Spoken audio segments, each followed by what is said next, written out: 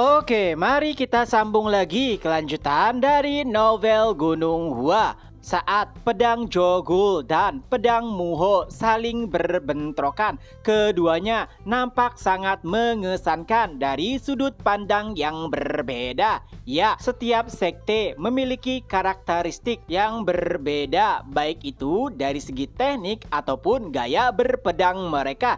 Tapi bagi para penonton yang melihatnya bisa disimpulkan keduanya sangatlah luar biasa.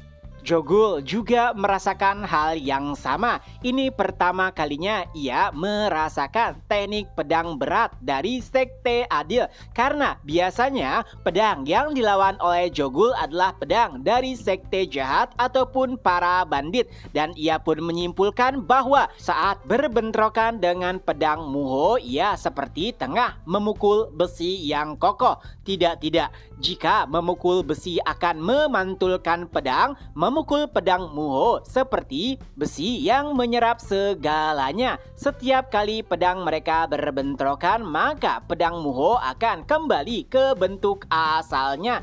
Ini benar-benar menakjubkan. Dalam hatinya Jogul berkata, apakah ini pedang Wudang? Tidak heran setiap orang mengagumi teknik pedang dari Sekte Wudang. Benar-benar menunjukkan teknik pedang sebenarnya dari Sekte Adil sangat berbeda dengan pedang Gunung Hua yang lebih mirip kepada teknik pedang dari Sekte Jahat. Tentu saja pertarungan ini membuat Jogul sangat bersemangat. Adapun Muho sendiri, ia juga terkejut dengan pedang Jogul. Ia bahkan sempat berpikir, apakah ini teknik berpedang dari murid kelas 3? Awalnya ia tidak menyangka bahwa juniornya Jin Yun dikalahkan dengan mudah oleh teknik pedang seperti itu. Tapi saat merasakannya secara langsung, maka bisa dipastikan jika Jin Yun bertarung melawan Jogul 100 kali, maka kesempatan menang Jin Yun adalah 0.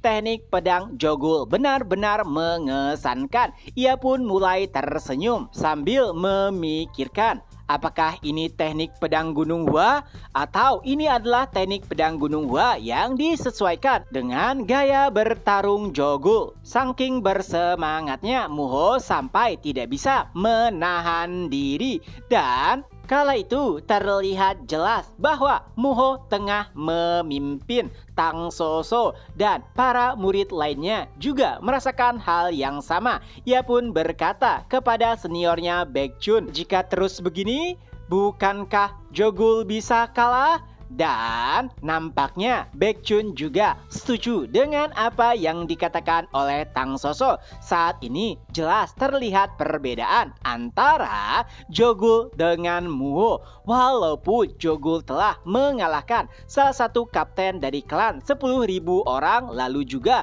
mengalahkan penatua dari Istana Laut Utara dan juga bertahan melawan uskup dari kultus iblis, tapi entah mengapa saat berhadapan langsung dengan pedang dari Sekte Wudang seakan-akan Jogul masih berada di bawahnya. Sebenarnya bisa dipastikan dari segi pengalaman tidak akan ada yang bisa mengalahkan Jogul, apalagi jika dibandingkan dengan murid-murid seusianya. Ia memang pernah mendengar dari Chung Yun bahwa pedang Wudang sangat mengerikan. Dan saat melihat secara langsung, akhirnya Baekjun pun paham. Padahal Muho hanya berbeda satu generasi dari Jin Yun, tapi perbedaan kemampuan mereka sangatlah signifikan.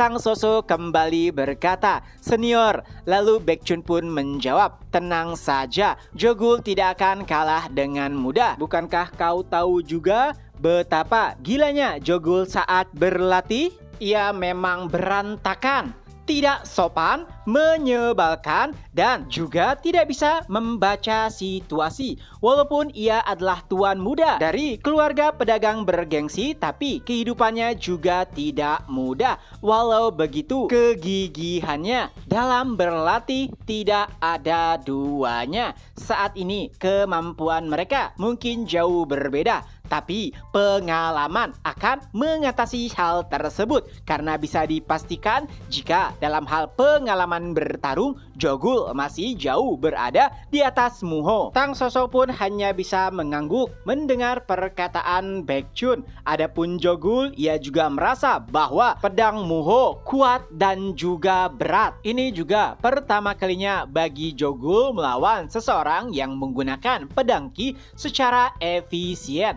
Sangat berbeda sekali dengannya. Bahkan Chungmyun selalu saja memarahinya karena tidak bisa menggunakan Ki secara efisien. Padahal Jogul memiliki energi Ki yang memadai. Pertarungannya melawan Muho benar-benar sangat berbeda dengan seluruh lawan yang pernah ia hadapi. Tentu saja Jogul memahami kekurangan dirinya. Lalu ia pun melihat ke arah Chungmyun untuk memperhatikan bagaimanakah ekspresinya. Dan saat melihatnya ia pun bergumam, "Dasar sialan, aku tahu kau pasti akan memasang ekspresi seperti itu. Dan aku akan buktikan bahwa bunga plumku juga bisa bermekaran di bawah tekanan air yang deras." Ya, pedang udang seperti aliran air terjun yang sangat deras. Oleh sebab itulah dari tadi bunga plum milik Jogul tidak pernah mekar secara sempurna. Selalu saja dilayukan oleh teknik pedang milik Muho. Tapi kali ini akan berbeda. Jogul mengerahkan seluruh yang ia punya dan pada akhirnya bunga plum yang indah pun mulai bermekaran. Itu bahkan membuat Muho takjub. Ia sering mendengar betapa indah dan juga menakjubkannya teknik bunga plum milik Gunung Hua. Tapi apa yang ia lihat selalu berbeda dengan apa yang ia dengar. Dan kali ini teknik bunga plum benar-benar seperti apa yang ia dengar. Sungguh menakjubkan dan juga indah. Bunga plum mulai bermekaran lalu mengelilingi Muho. Dan dari salah satu bunga plum, pedang Jogul melesat dengan cepat. Di sisi lain, Ho Sanja merasa jijik dengan apa yang ia lihat. Ia pun berkata, teknik jahat itu memang dari luar teknik bunga plum terlihat indah, tapi sebenarnya itu sangat berbahaya. Lebih seperti bunga beracun yang siap menghancurkan lawannya. Walaupun sulit untuk menerima, Ho Sanja tahu benar seberapa kuatkah Gunung Hua di masa lalu, yang mana bahkan terkadang Wudang berada di bawah Gunung Hua. Dan itu juga yang membuat Ho Sanja merasa benci dengan sekte Gunung Hua. Apalagi saat ini ia mulai melihat kembali teknik bunga plum sempurna dari murid kelas 3 selain naga ilahi Gunung Hua. Dan dari kelopak bunga plum yang bermekaran muncullah Jogul dengan pedangnya. Ia melesat seperti kilat ke arah Muho seakan tengah bersiap untuk membelah kepalanya. Itu bahkan membuat Ho Sanja tidak tenang. Ia sampai berdiri dari tempat duduknya dan berteriak, Muho! Tapi nampaknya tidak ada niatan bagi Muho untuk menghindar. Ia sudah bersiap pedangnya seperti membentuk busur petir yang tengah sedia menahan serangan Jogul. Chapter pun berakhir. Nah, itulah kelanjutan dari novel Gunung Hua. Semoga terhibur. Ketemu lagi di next video. Bye-bye.